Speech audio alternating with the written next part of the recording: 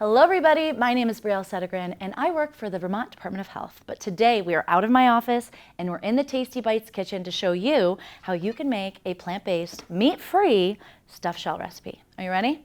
Let's do this. All right, let's go through what you need here. I have a nice big bowl of marinara sauce, some shredded cheese.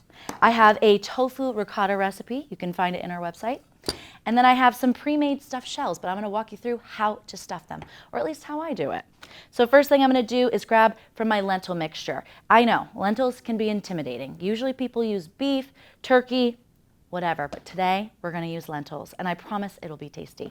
I took a can of lentils and I mashed them. This is my favorite tool to use. You can use a mason jar, a fork, whatever you want. Just get them mashed well, and I added salt, pepper, olive oil. I added minced garlic and some spinach at the end.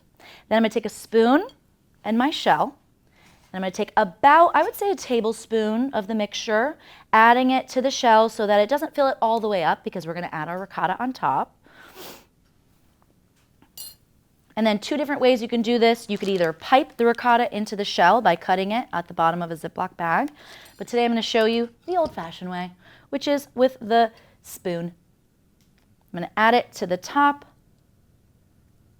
and that is a gorgeous stuffed shell. I'm going to add it to the pan. Now I will say I have a little bit of marinara sauce at the bottom of the pan for the shell to sit on. And then if you want to make it cheesy, you could use regular mozzarella, low-fat mozzarella, whatever cheese you have, or like me, a non-dairy one. I'm going to sprinkle it on top. And I'm going to repeat. Same thing here. I take my shell in the palm of my hand, opening it with my thumb, filling the shell with the lentil mixture about halfway. Moving on to our ricotta, our dairy-free ricotta. No stomach aches for me tonight. On top of the marinara in the pan, a little bit of cheese. And last shell here. Same thing, lentils, over and over. Ricotta. If you have kids like I do, this is actually a really fun recipe that you can make a big mess in your kitchen with, but make a lot of memories. Shredded cheese. And very last step here, I like to add a little bit of sauce on top, making sure the noodles cook well and that it's very flavorful in the end. I did add a couple pieces of basil, you know, for presentation.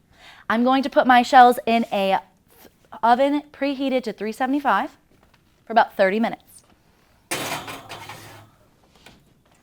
And if you're interested in our recipe, please check out our website. Okay, enjoy.